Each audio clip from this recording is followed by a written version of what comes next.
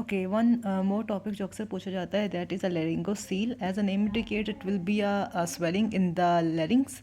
और ये कोई फ्लूइड फिल्ड स्वेलिंग नहीं होती, it is just air filled swelling और air filled cyst in the larynx. और लेरिंग्स में दरअसल एक रीजन होता है, हम कहते हैं सेक्यूल।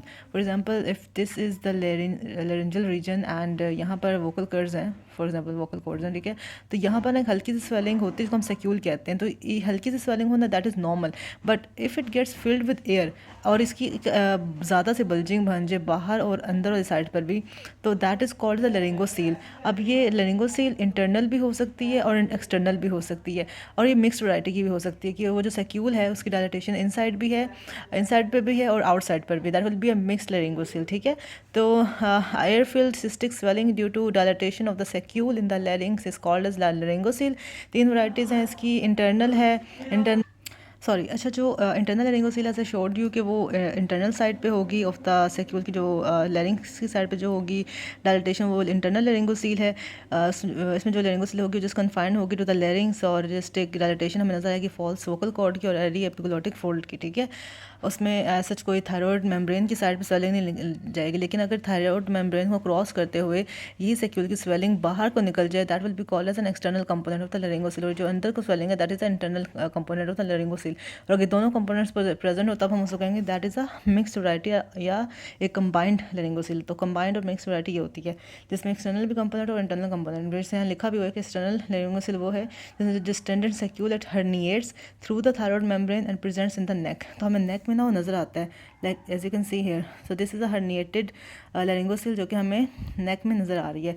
अच्छा, लेरिंगोसील अब बनती क्यों है उसको तो एग्जैक्ट एटियोलॉजी नहीं पता, लेकिन उन लोगों में होती है जिस जो ना वेल्सेल्वा मनोवर ज़्यादा करते हैं, जो ब्लो ज़्यादा करते हैं नोज़ से तो नहीं कहूँगी, नाक बंद करके जो मुंह में से हवा भरते हैं ज़्यादा, उनका ऐसा काम होता है। लाइक जो ये ट्रम्पेट प्लेयर्स होते हैं उनका ऐसा काम होता है, ग्लास ब्लोअर्स का ऐसा काम होता है, वेट लिफ्टर्स का ऐसा काम होता है। तो जिनमें भी हाई एक you can say high pressure air जाएगी इनटू द लेरिंग्स, तो that can cause the dilatation of this saccule and laryngocele will result, ठीक है। तो ये ज़्यादा कॉमन कहाँ पाई जाती है, उनमें जिसमें रेज्ड ट्रांसग्लोटिक एयर प्रेशर होता है, और ट्रम्पेट प्लेयर्स में ऐसा होता है, ग्लास ब्लोअर्स में होता है, वेट लिफ्टर्स में होता है। और जब लेरिंगोसील बनी होगी तो definite there will be a hoarseness of sound, cough भी हो सकती है उनको। और अगर ये इंटरनल लेरिंगोसील है तो it can cause the obstruction of the air as well.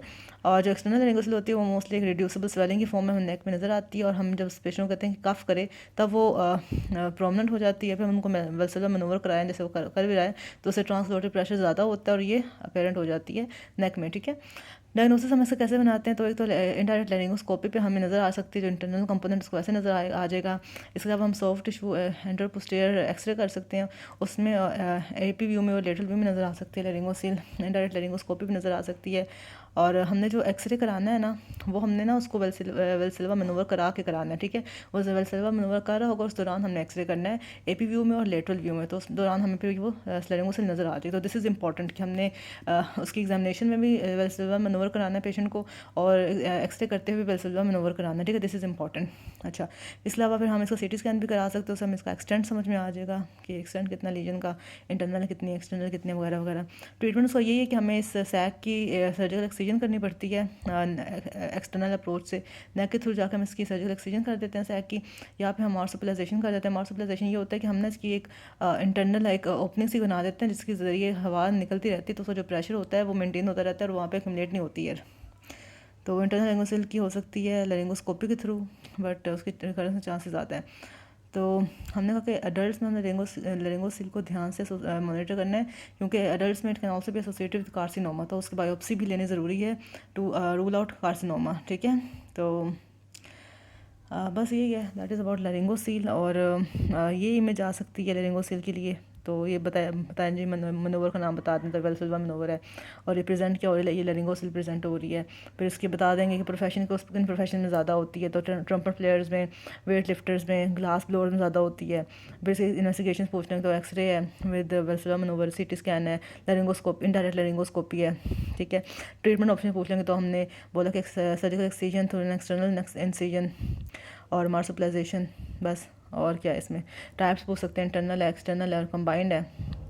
और जो एक्सटर्नल जो इंटरनल है वो जिस फॉल्स वोकल कॉर्ड और एपिग्लोटिक फोल्ड्स को इन्वॉल्व कर रही है, जो एक्सटर्नल है वो थायरॉइड मेम्ब्रेन से हर्निएट कर रही है और कंबाइंड में दोनों कंपोनेंट्स है। तो that was all about the लैरिंगोसेल।